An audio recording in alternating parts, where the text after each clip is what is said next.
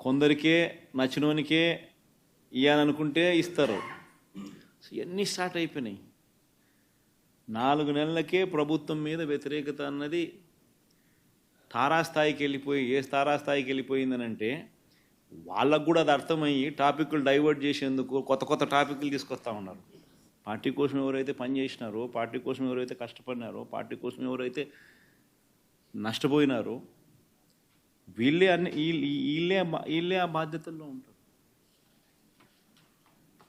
So party అనేది మనది అనేది మనం అందరం కూడా కలిసికట్టుగా ఓనర్షిప్ తీసుకోవాలి. ఆ ఫైర్ అనేది రావాలి. పార్టీని దేశంలో ఏ పార్టీ లేనంత ఇంత బలంగా ఈ పార్టీని చేయాలని చెప్పి దృఢ సంకల్పంతో నిర్ణయం తీసుకొని అడుగులు వేస్తాను నేను. అందుకని అడుగులు వేస్తాను. కేవలం ఎన్నికలు అయిపోయి 4 నెలలు కూడా కాల, 4 నెలలు అయింది.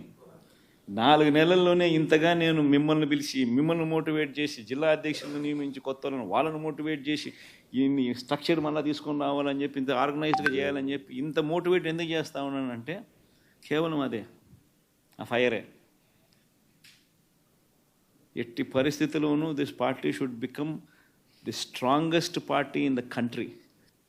కొన్ని లక్షల మంది మనల్ని ప్రేమించిన కార్యకర్తలు, కోట్ల మంది మనకు అభిమానించే ఓటర్సు, ఇంతమంది అభిమానస్తులు మనకు ఉండాలి. వీళ్ళందరి కోసం మనం నిలబడాల్సిన అవసరం ఉంది. వీళ్ళందరికీ మంచి చేయాలని అంటే మనం ఆ సీట్లో ఉండగలిగితేనే మంచి చేయగలుగుతాం.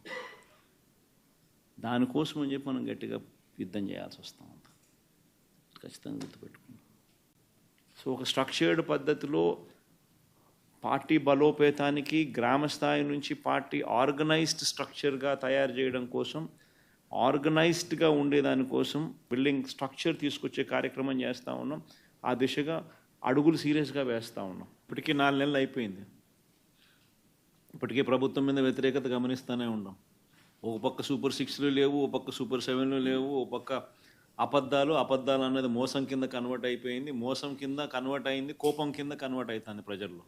అన్ని విషయాలలోనూ ఈ ప్రభుత్వం పూర్తిగా అన్ని రకాలుగాను ఇదే రకమైన కొలాప్స్ అయ్యే పరిస్థితులకే పాలన ఉంది. స్కూళ్ళు పోయినాయి, ఫీజు రీయింబర్స్మెంట్లు పోయినాయి, హాస్పిటళ్ళు పోయినాయి, ఆరోగ్యశ్రీలు పోయినాయి, ఆరోగ్య ఆశ్రయాలు పోయినాయి, డోర్ డెలివరీ పోయింది, జన్మభూమి కమిటీలు వచ్చినాయి. సో ఎన్ని కనిపిస్తూ ఉన్నాయండి. చదువులు లేవు, చదువులు పోయినాయి, వ్యవసాయం పోయింది, పెట్టుబడి సాయం పోయింది, ఫ్రీ ఇన్సూరెన్స్ పోయింది, ఆర్బీకేలు పోయినాయి, అన్నీ పోయినాయి. పూర్తిగా గవర్నెన్స్ అంటే ఏదైతే మార్గదర్శకంగా రోల్ మోడల్గా నిలబడాల్సిన రంగాలు వ్యవసాయము, చదువులు, వైద్యము, 3 రంగాలు తిరోగమనమే. గవర్నెన్స్ అనేది లేదు. ఇష్టం వచ్చినట్టుగా దొంగ కేసులు పెట్టి రెడ్ బుక్ పరిపాలనతో దొంగ కేసులను ప్రోత్సహిస్తూ ఉన్నారు. గవర్నెన్స్ అనేది పూర్తిగా పోయింది. లా అండ్ ఆర్డర్ ఎక్కడా లేదు. డోర్ డెలివరీ అనేది గాలికి ఎగిరిపోయింది. ఇంతకుముందు పారదర్శకతంగా ఇచ్చే పరిస్థితి, ఈరోజు పారదర్శకత అనే పదం లేక ఈరోజు విజయవాడలో కనీసం ఫ్లడ్ ఎన్యూమరేషన్ చేయలేని పరిస్థితి. ఇన్ని ఇళ్ళు మునిగినాయి, ఈ మునిగిపోయిన ప్రతి ఇంటికి సహాయం చేయాలనుకుంటే కనీసం ఆ ఇళ్ళకు కూడా సహాయం చేయలేని పరిస్థితి. ఇప్పుడు కలెక్టర్ల దగ్గర చుట్టుముడుతున్నారు ప్రజలు. అంటే ఒక ట్రాన్స్పరెన్సీ లేదు, ఒక పారదర్శకత లేదు. కొందరికే నచ్చినోనికే ఇవ్వాలనుకుంటే ఇస్తారు. ఇవన్నీ స్టార్ట్ అయిపోయినాయి.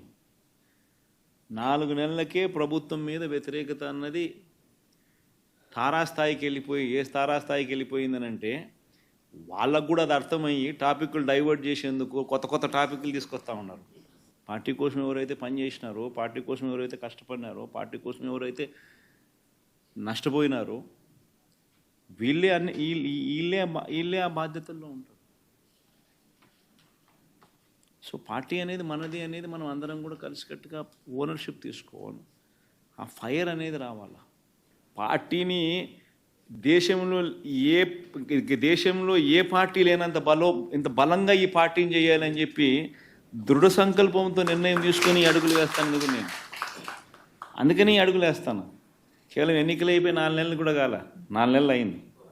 4 నెలల్లోనే ఇంతగా నేను మిమ్మల్ని పిలిచి మిమ్మల్ని మోటివేట్ చేసి జిల్లా అధ్యక్షులను నియమించి కొత్త వాళ్ళని మోటివేట్ చేసి ఈ స్ట్రక్చర్ మళ్ళీ తీసుకొని రావాలని చెప్పి ఇంత ఆర్గనైజ్డ్గా చేయాలని చెప్పి ఇంత మోటివేట్ ఎందుకు చేస్తా ఉన్నానంటే కేవలం అదే ఆ ఫైరే. ఎట్టి పరిస్థితుల్లోనూ this party should become the strongest party in the country. కొన్ని లక్షల మంది మనల్ని ప్రేమించిన కార్యకర్తలు, కోట్ల మంది మనకు అభిమానించే ఓటర్సు, ఇంతమంది అభిమానస్తులు మనకు ఉండరు. వీళ్ళందరి కోసం మనం నిలబడాల్సిన అవసరం ఉంది. వీళ్ళందరికీ మంచి చేయాలని అంటే మనం ఆ సీట్లో ఉండగలిగితేనే మంచి చేయగలుగుతాం. దానికోసం అని చెప్పి మనం గట్టిగా యుద్ధం చేయాల్సి వస్తూ ఉంది. ఖచ్చితంగా గుర్తుపెట్టుకుందాం. సో ఒక స్ట్రక్చర్డ్ పద్ధతిలో పార్టీ బలోపేతానికి గ్రామ స్థాయి నుంచి పార్టీ ఆర్గనైజ్డ్ స్ట్రక్చర్గా తయారు చేయడం కోసం, ఆర్గనైజ్డ్గా ఉండేదానికోసం బిల్డింగ్ స్ట్రక్చర్ తీసుకొచ్చే కార్యక్రమం చేస్తూ ఉన్నాం. ఆ దిశగా అడుగులు సీరియస్గా వేస్తూ ఉన్నాం. ఇప్పటికీ 4 నెలలు అయిపోయింది. ఇప్పటికే ప్రభుత్వం మీద వ్యతిరేకత గమనిస్తూనే ఉన్నాం. ఒక పక్క సూపర్ 6లు లేవు, ఒక పక్క సూపర్ 7లు లేవు, ఒక పక్క అబద్ధాలు అన్నది మోసం కింద కన్వర్ట్ అయిపోయింది, మోసం కింద కన్వర్ట్ అయింది, కోపం కింద కన్వర్ట్ అవుతుంది ప్రజల్లో.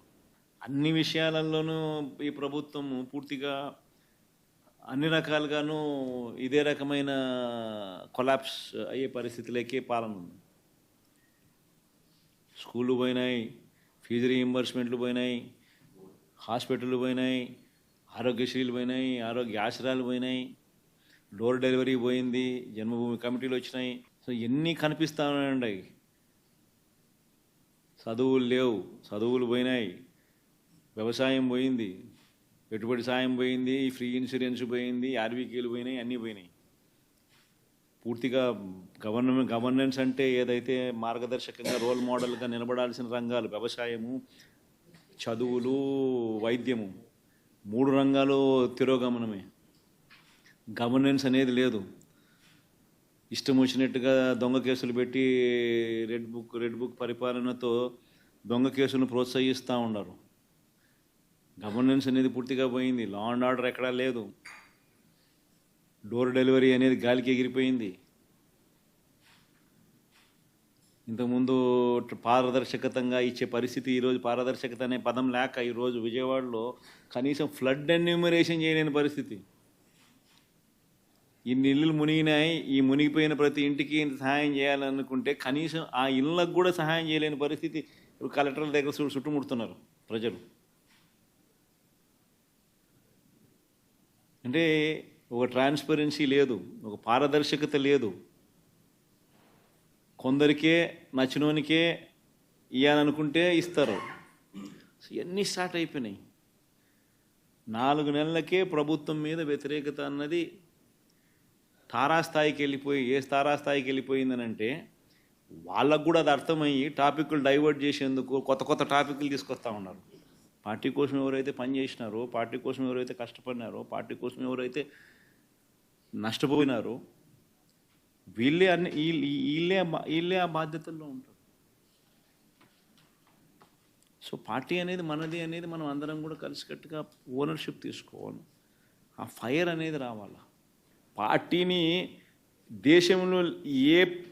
దేశంలో ఏ పార్టీ లేనంత ఇంత బలంగా ఈ పార్టీని చేయాలని చెప్పి దృఢ సంకల్పంతో నిర్ణయం తీసుకొని అడుగులు వేస్తాను నేను. అందుకని అడుగులు వేస్తాను. కేవలం ఎన్నికలు అయిపోయి 4 నెలలు కూడా కాల, 4 నెలలు అయింది. 4 నెలల్లోనే ఇంతగా నేను మిమ్మల్ని పిలిచి మిమ్మల్ని మోటివేట్ చేసి జిల్లా అధ్యక్షులను నియమించి కొత్త వాళ్ళని మోటివేట్ చేసి ఈ స్ట్రక్చర్ మళ్ళీ తీసుకొని రావాలని చెప్పి ఇంత ఆర్గనైజ్డ్గా చేయాలని చెప్పి ఇంత మోటివేట్ ఎందుకు చేస్తా ఉన్నానంటే కేవలం అదే ఆ ఫైరే. ఎట్టి పరిస్థితుల్లోనూ this party should become the strongest party in the country. కొన్ని లక్షల మంది మనల్ని ప్రేమించిన కార్యకర్తలు, కోట్ల మంది మనకు అభిమానించే ఓటర్సు, ఇంతమంది అభిమానస్తులు మనకు ఉండరు. వీళ్ళందరి కోసం మనం నిలబడాల్సిన అవసరం ఉంది.